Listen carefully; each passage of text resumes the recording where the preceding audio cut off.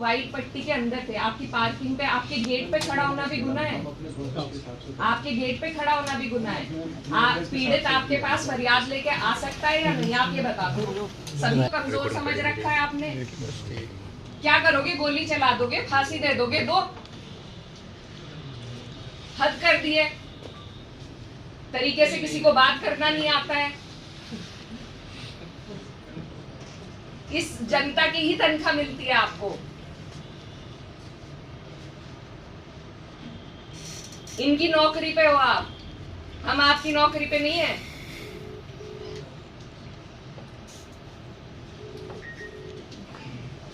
वो जो लापता लोग हैं वो कहाँ हैं, उनकी जानकारी दीजिए हमें।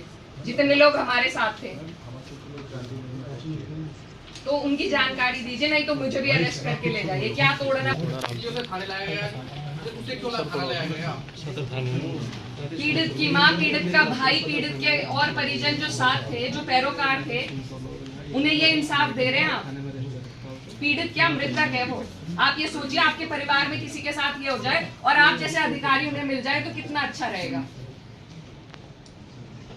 हमारी तो कामना है कि आपके जैसे अधिकारी आपके काम आए आगे। हम 6 लोगों का रिलीज करवा दो आप। नहीं तो आप मुझे भी अंदर भेजो, या तो उन्हें छुड़वाइए या हमें अंदर भेज दीजिए। आप अपने डीआईजी साहब से सबसे बात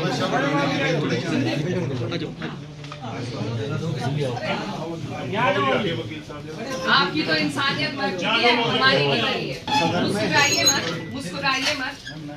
अरे उन्हें देख के मुस्कुरा रहे हैं आप, मुस्कुराइए मत। सब परेशान हैं, आप मुस्कुराइए। यही आपकी इंसानियत है। सर जी वहाँ भी जैसे मजिस्ट्रेट के यहाँ लगे वो उसके 10 सेकंड फॉर्मेलिटी पूरी करी। अगर आज के टाइम पे आदमी अपनी पीड़ा लेके, मृतक की माँ थी, इनके पास अगर गुहार लेने आ गए तो उसका ये सिला है कि माँ को भी अलग कर दिया, उन परिजनों को जेल भेज दिया और हम यहाँ बैठे हैं। अब या तो हमें जेल भेजें या उन्हें रिहा करें। हम तैयार हैं जाने को। आप अपनी तानाशाही की हद पार करो। दूसरे की पीड़ा पे हंस रहे हैं। जब खुद के साथ ऐसा होगा उस दिन आंख खुलेगी, कोई नहीं साथ खड़ा रहेगा फिर। सर जैसे डीआईजी साहब यहाँ सुबह लोग गए थे, ऐसा इन्होंने क्या वो किया? डीआईजी साहब को उनके गेट पे खड़े होने से भी आपत्ति है।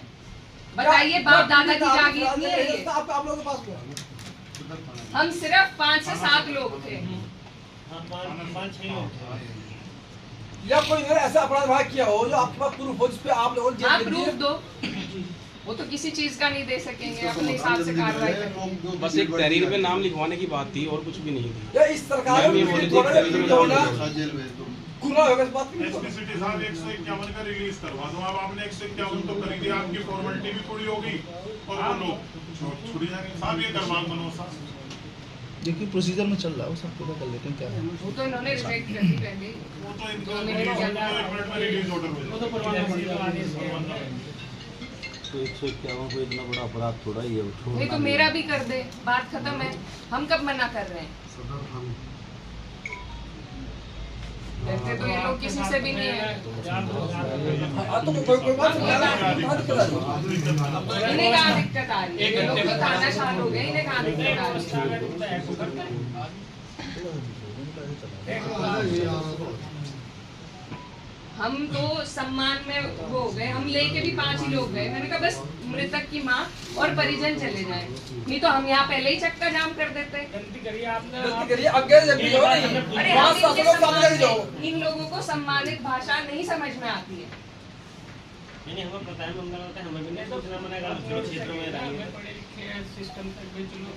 हम इन्हें परेशान नहीं करना चाहते थे, लेकिन इन्होंने हमें परेशान कर दिया। जो पीड़ित पक्ष था, जो मृतक थे, उन्हीं की सुनवाई नहीं है। भला उसका बच्चा तो मरा ही है, माँ का, ये फैक्ट है, इन्हें पता है। अपनी गुहार लेके भी नहीं कोई आ सकता, वो भी जुर्म है।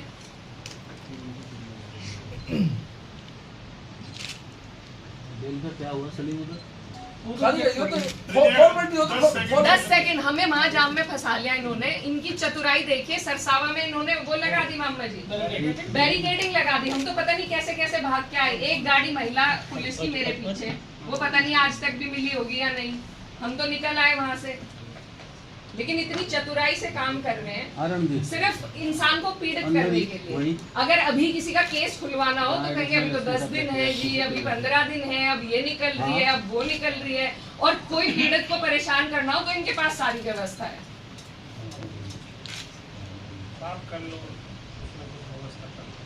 मैं तो जाऊंगी नहीं, मैं तो यही रहूंगी। ये नहीं आप सभी रहेंगे नहीं, सब यही रहेंगे, कोई बात नहीं। आज उनके साथ है, कल को किसी और के साथ हो जाएगा।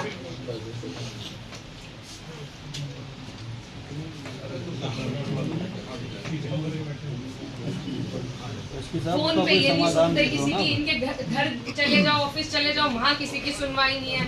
अब यही तरीका बचा है, बस मरेंगे। अब मार दो, गोली मार दो, फांसी चढ़ा दो, इससे ज्यादा तो नहीं करोगे। एक प्रोटोकॉल भी तो आया अभी शासन का ही, माननीय का फोन भी उठाना, ये तो खड़े भी नहीं हुए।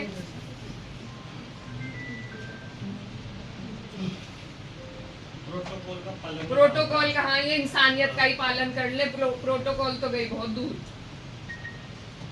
कानून का ही कर ले। यहाँ ये सभी बात बताइए, आपने शासन महोदय को जिस आरोप में गिरफ्तार किया, वो आरोप क्या है? थाने में ले गए थे, महिला थाने में। एसपी साहब को गिरफ्तार किया आपने? कितना झूठ बोलेंगे, कुछ तो शर्म कीजिए। बताओ, ले गए थे थाने में, इनको बता दो, इनको अवगत करा दो, अपनी इनसे पूछ लो। गिरफ्तार किया उसके बाद आप सरसावा गए ना, तो पीछे पीछे गाड़ी थी, गिरफ्तारी ले गए थे, गिरफ्तारी नहीं की तो थाने में क्यों ले गए? हम नहीं जा रहे, इस मुगालते में मत रहिए। वो आपकी बात सही है, लेकिन ये कि अगर आप यहाँ से निकल जाएंगे, हम पीछे चल रहे हैं तो हम आपको गिरफ्तार कर रहे हैं। पीछा कर रहे हैं, आपके पास और कोई बेहतर काम नहीं है? जिले में अपराध नहीं हो रहे जो आपको खोलने हैं, या मेरा ही पीछा? कौन पीछा? मेरी स्टॉकिंग आपकी जिम्मेदारी बन गई है क्या? क्यों किसी सांसद की, किसी की लग तो ऐसा ही रहा है। तो आपको लग रहा है, उसमें हम कुछ नहीं कह सकते।